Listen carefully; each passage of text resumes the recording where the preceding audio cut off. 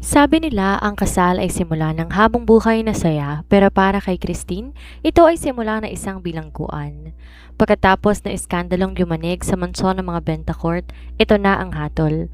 Kasalanan ang nagtulak sa kanila sa altar at puot ang magiging saksi sa kanilang sumpaan. Isang video na naging mitsa, isang pamilyang pilit silang pinagbubuklod at isang lalaki na handang magbigay ng pangalan pero hinding-hindi ang kanyang puso. Sa gitna ng paghahanda, isang masakit na katotohanan ang bubungad kay Christine. Nasa kabila ng lahat ng sakripisyo niya, ang taong mahal niya ay may ibang tinuturing na mundo. Ngayong araw, sasabak tayo sa loob ng isipan ni Christine. Sa gitna ng kinang ng kanyang wedding gown, may nakatagong luha at mga alaala mula sa nakaraan na pilit niyang binabalikan. Ano nga bang tinatago ng nakaraan na unti-unti niyang nararamdaman na gustong kumawala? At sa harap ng lahat, hanggang kailan niya kayang magpanggap na masaya sa isang pag-ibig na unti-unti siyang pinapatay? Humanda na kayo dahil ang susunod na kabanata ay puno ng sakit, paglilinaw at isang matinding pagtatagpo na hindi niyo inaasahan. Ako si Miss Sandra, simulan na natin. Christine's POV. Agad kong pinunasan ng mga luha ko. Pilit pinapatahan ng sarili kahit ang bigat-bigat ng pakiramdam ko. Hindi pwedeng may makakita sa akin na sobra ako nasasaktan. Pero hindi ko pa man tuluyang naayos ang sarili ko, may narinig akong nagsalita sa likuran ko. Iha, sorry. Dahan-dahan akong lumingon sa pinanggalingan ng tinig. Nakita ko si Yaya Corina. Nakatayo siya doon, nakayoko ng bagya. Kita sa mukha niya ang guilt at pag-aalala. Yaya? Napabuntong hininga siya bago lumapit sa akin. Pasensya ka na, Iha. Aniya, halos hindi makatingin ng diretsyo sa akin. Ako nakakita sa cellphone mo. Anong ibig mong sabihin? Huminga siya na malalim bago muling nagsalita. Nag-aayos ako ng closet mo nang may marinig akong tumutunog. Parang may tumatawag sa messenger. Hinanap ko kung saan nanggagaling tapos nakita ko yung cellphone mo. Hindi na ako nagsalita pa at napatango na lang ako sa sinabi niya. Marahil siguro hindi ko siya na-off. Nagpatuloy magsalita si Yaya Corina.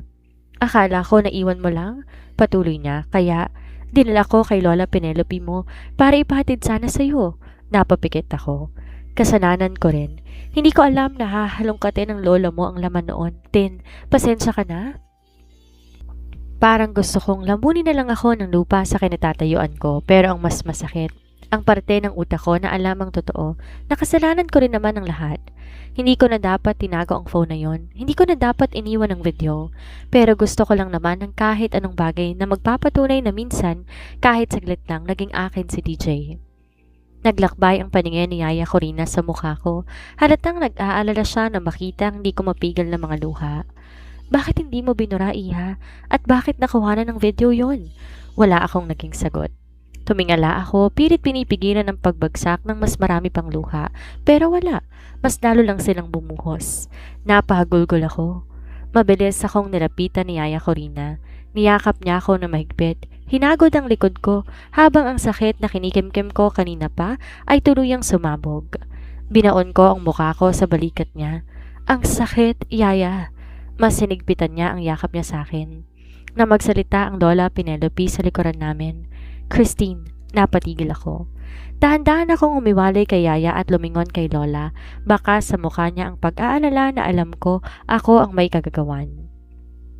Parang may kung anong humigpit sa dibdib ko. Lola! Di ko na napigilan pa ang sarili ko. Tumakbo ko papalapit sa kanya at agad na yumakap sa matanda. I'm sorry, Lola. I'm so sorry. Narinig ko ang malalim niyang buntong hininga bago ko naramdaman ang kanyang kamay sa likod ko. Marahang hinahagod to. Tulad ng ginagawa niya nung bata pa ako tuwing natatakot ako sa malakas na kulog. Halos buong buhay ko nasa tabi ko sila. Mas gusto ko sa kanila dahil hindi strikto, hindi tulad kay Daddy Claude. Shh! Wala na yon, Apo. Paano niya kayang sabihin na wala na yon? Gayong pakiramdam ko akong may kasalanan na muntik nang atakihin ang Lolo Francis. Naramdaman ko, hinawakan niyang kamay ko at marahang hinila. Halika na sa loob, kakausapin ka ng lolo mo. I froze. Hindi ko alam kung kaya ko bang harapin siya. Hindi ko alam kung kaya kong tiisin ang tingin niya, ang mga salita niya, ang disappointment na alam kong nasa kanya ngayon. Pero wala akong choice. Tumango ako kahit parang nanginginig ang buong kalamnan ko at nagpaakay kay Lola papasok sa kwarto. Pagpasok ko, una kong napansin ang katahimikan. Napakapit si Lolo Francis. Mukhang okay na siya kaysa sa kanina. My grandfather is already 80 years old, pero bakas pa rin sa mukha nito ang pagiging matikas. Dahan-dahan akong lumapit, halos hindi humihinga at naupo sa gilid ng kama. Lolo? Hindi siya agad kumibo. Naupo ako sa gilid ng kama at inabot ang kamay ni Lolo. I'm sorry po. Hindi ko sinasadya yun. Mahabang katahimikan ang namagitan sa amin bago unti-unting bumukas ang mga mata ni Lolo Francis. Tiningnan niya ako in a serious way. I'm okay, may nahon niyang sabi. Pero mas magiging okay ako kung ayusin mo ang sarili mo at susundin ang gusto ko. Parang tumigil ang mundo ko sa kasunod niyang sinabi. Mamayang gabi, darating ang mga magulang ni TJ para pag-usapan ang kasal ninyo. Nanlaki ang mga mata ko. What? As in, ikakasal kami? Hindi ako ipokrita para sabihin hindi ako masaya dahil totoo naman. Part of me wants this. Gusto ko si DJ. Gusto ko na maging asawa siya pero paano kami ikakasal kung galit naman siya sa akin? Paano kung habang buhay akong tinitingnan ni DJ na parang isa akong desperadang babae na gumamit ng panloloko para lang mapasa kanya? Akmang bubuksan ko ang bibig ko para tumutol pero di na ako binigyan ni Lolo ng pagkakataon. Ikakasal ka kay DJ sa lalong madaling panahon. Matalim ang tingin niya sa akin, puno ng determinasyon. Ayokong madehado ang apo ko, hindi ko papayagan yun. Habang nasa dining table kaming lahat, wala ang kwentuhan. Ang bawat isa tahimik, pero ramdam ang tensyon sa hangin. Parang lahat ng tao sa dining may kanya-kanyang iniisip. At sa gitna ng lahat ng to, ako ang dahilan ng gulong ito. Nakaupo ako sa tabi ni Lolo, tahimik, tila ang sikip-sikip ng pakiramdam ko. Ang mga chandelier sa taas nagdadala ng mga liwanag ng ilaw sa buong dining area, pero hindi nito kayang paliwanagin ang bigat sa dibdib ko. Sa dulo ng mesa, si Daddy Claude tahimik lang pero alam ko hindi niya gusto ang nangyayari. Hindi man siya nagsasalita pero ang titig niya sa akin ay sapat ng sabihin kung gaano siya hindi sang-ayon sa biglaang pagpapakasal na ito. Si Mommy Cassandra naman as always composed. She was sitting beside Daddy. Di ko mabasa ang mukha kung galit ba o hindi, but deep inside me, alam kong hindi rin siya masaya sa nangyari. Sa kabilang side, nandoon ang parents si DJ, si Tito Dexter at Tita Sylvia. Unlike my parents, they had no objections also. They seemed perfectly fine with the sudden wedding arrangement as if this was just another business deal. Pero si DJ was sitting right in front of me. Pero parang napakalayo niya. Hindi kayang abutin. His eyes cold, distant. Hindi niya ako tinititigan na parang fiancé niya. The way he looked at me was filled with hatred, as if I was the biggest mistake of his life. Napayuko ako, trying to escape his gaze, pero hindi ako tumitingin. Ramdam ko pa rin na matinding galit niya. The silence was broken nang magsalita si Lola Patricia. I want the wedding to happen this Saturday. There is no need to delay it any further. Nagpalitan ng tingin ng lahat. Tila bumigat ang atmosphere sa dining hall. Napatingin ako kay Daddy Claude. Kita ko kung paanong naningkit ang mga mata niya. Halata na hindi matanggap ang sinabi ni Lola. What? Why so sudden? He asked, his voice calm but firm. And more importantly, I wasn't even aware that they were in a relationship. Napakagat-labi ako. Hindi ko magawang tingnan siya. Huminga ng malalim si Daddy bago nagpatuloy. And besides, JP is the man I want for my daughter. Dad? JP? Halos automatic akong napatingin kay DJ at doon ko lang nakita kung paano tumigas ang panga niya. He was gripping his utensils tightly, as if trying to control himself pero hindi siya nagsalita. May gumuhit lang na inis sa mga mata niya pero agad ding nawala. Si Lola Francis ang nagbaba ng kutsara tinidor niya. I make the decisions here, sabi niya, his voice absolute. And I know what's best for my granddaughter.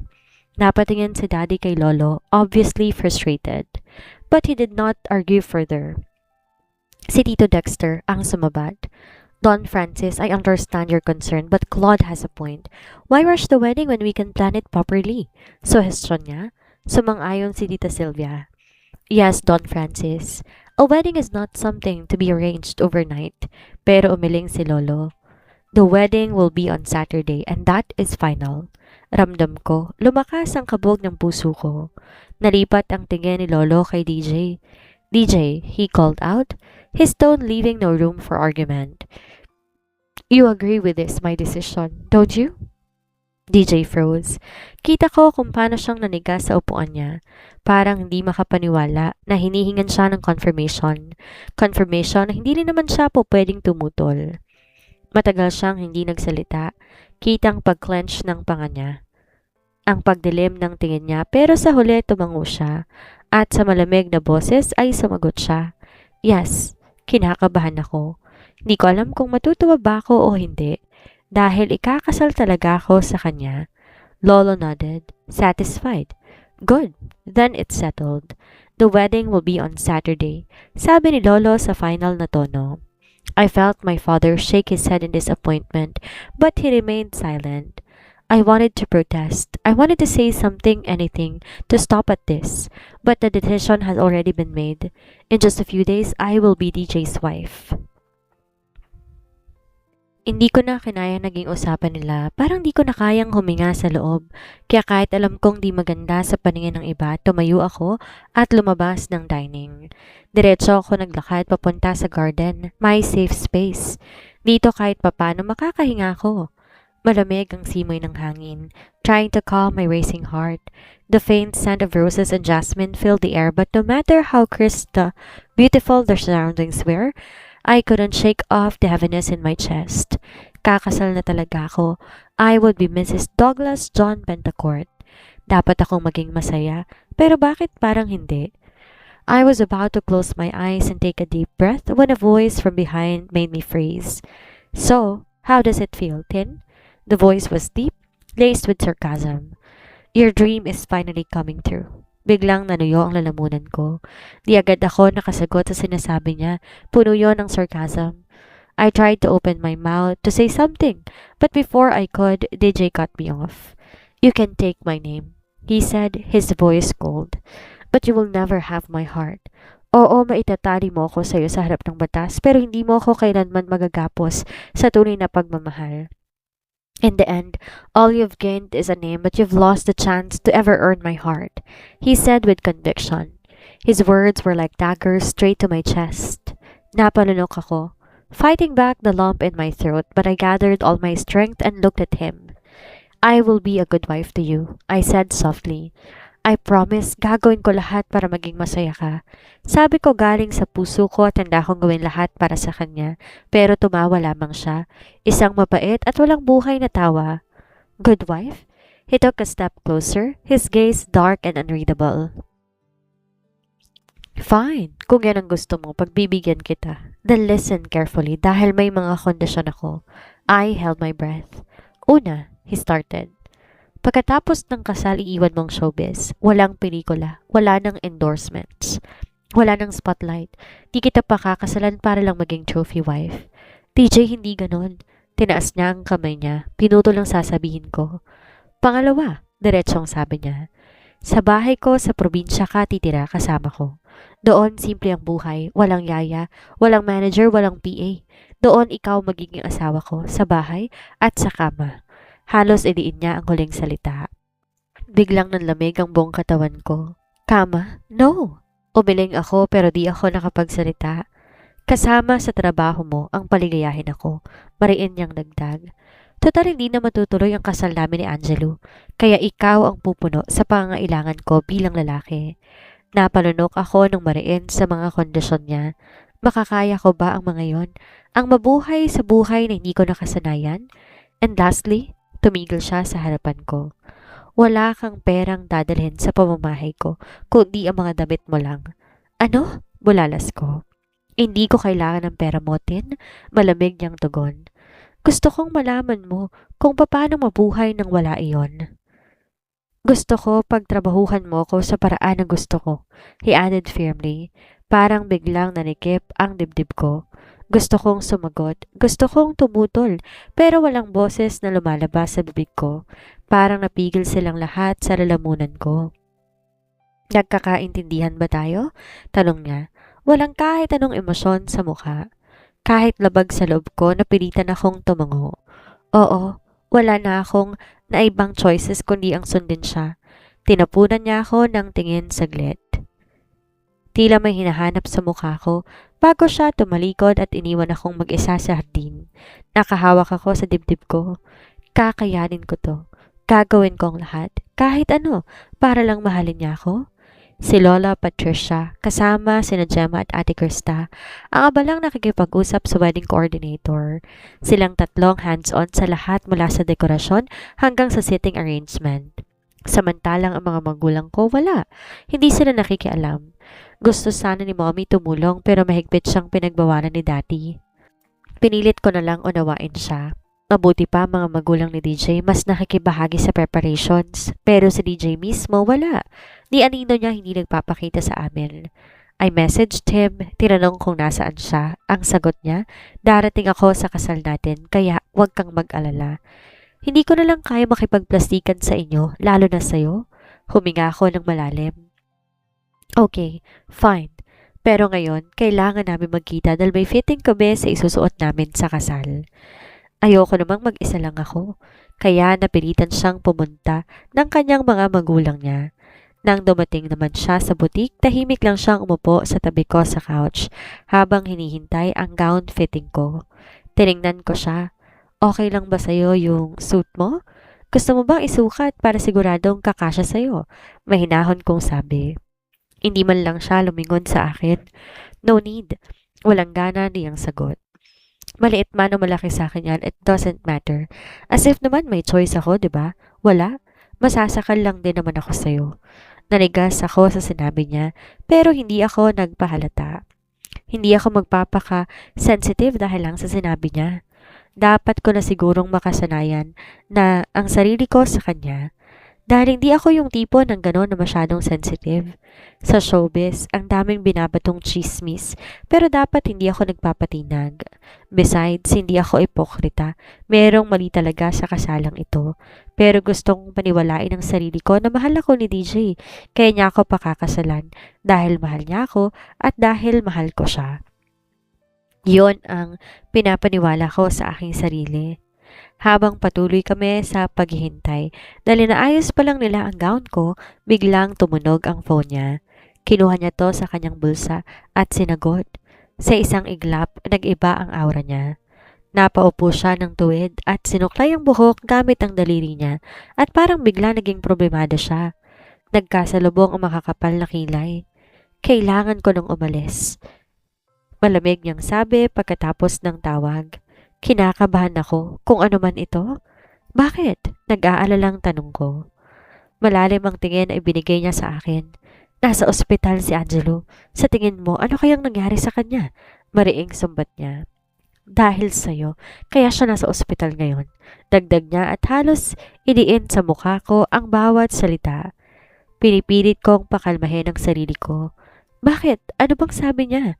Nangangambang usisa ko at mas lalo pa akong kinakabahan. May nakapagsabi sa kanyang ikakasal na ako sa'yo, kaya nagka-breakdown bigla. Aniya na may paninisi pa sa akin. Napatayo siya sa kinaupuan at agad kong hinawakan ang braso niya para pigilan siya. DJ, please, huwag kang umalis. Hindi pa tayo tapos dito. Minasamaan niya ako ng tingin na para bang wala na siyang kahit anong pasensya para sa akin. Winaksin niya ang kamay ko. Mas mahalaga si Angelo kaysa sa'yo. Mariin niyang sabi na pinapamukha talagang wala akong halaga. Masakit. Na para bang sinusuntok ako sa dibdib. Tinalikuran niya ako at bahagyang huminto. You can fit that dress without me. You don't need my presence. Magkita na lang tayo sa araw ng kasal. At iniwan niya ako roon. Hindi man lang lumingon pa. Tuloy-tuloy lang siyang lumabas ng butik. Nagmamadali akong tumayo at sinubukan na habulin si DJ. Muntik pa akong mapatapilok sa pagmamadali dahil may kataasan itong sandals na suot ko. DJ, please, huwag mo naman akong iwan ng ganito. Nagmamakaawa kong sabi habang pilit na hinahabol ang hakbang niya. Pero hindi niya ako nilingon, hindi man lang bumagal ang lakad niya. DJ, lalo ko pang binilisan ang lakad ko. Halos patakbo na ako pero ganun pa rin siya. Diretso lang, di niya ako pinakikinggan. Just stop and talk to me. Mas malakas na ang boses ko ngayon. Napansin kong napatingin sa amin na ilang tao sa paligid pero wala na akong pakialam. Pero mas lalong binibilisan ni DJ ang paglalakad at parang nananadya talaga siya. Hanggang makarating kami sa parking lot, binuksan niya ang pinto ng sasakyan niya at walang sabi-sabi pumasok sa loob. Mabilis akong lumapit. DJ, please. Please, just listen to me. Inabot ko ang pinto ng sasakyan niya pero sinayaran niya ng mariin bago ko pa mahawakan. DJ! Nanginginig ang boses ko. Binaba niya ang bintana. Pero mas mabuti pa siguro hindi na lamang niya ginawa. Dahil mas malamig pa sa yelo ang tingin niya sa akin. You don't get it, do you? Matigas niyang sabi pero sapat na para basagin ako. Napakapit ako sa gilid ng kotse niya. I just want to talk, can we? He smirked. Hindi mo na kailangang pilitin. Tin, malamig niyang putol sa sinasabi ko. This wedding is happening, but don't expect me to pretend I'm happy about it.